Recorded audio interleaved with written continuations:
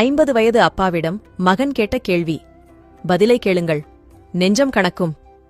ஓர் இளைஞன் தன் தந்தையை பார்த்து கேட்டான். Cellphone, TV, computer, internet, AC, washing machine, gas connection, mixie, grinder இவையெல்லாம் இல்லாமல் உங்களால் எப்படி வாழ முடிந்தது? தந்தை பதில் கூறினார். மரியாதை, மானம், மதிப்பு, வெட்கம், உண்மை, நற்குணம், நன்னடத்தை, நேர்மை, தெய்வபக்தி, தர்மம், ஒழுக்கம் இவை அனைத்தும் இல்லாமல் இப்போது நீங்கள் எப்படி வாழப் பழகிவிட்டீர்களோ அப்படிதான்.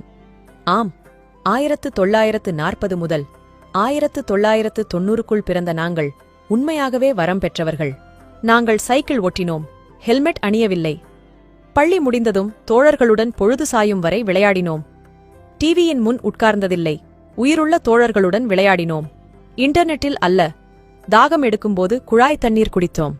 மினரல் வாட்டர் அல்ல,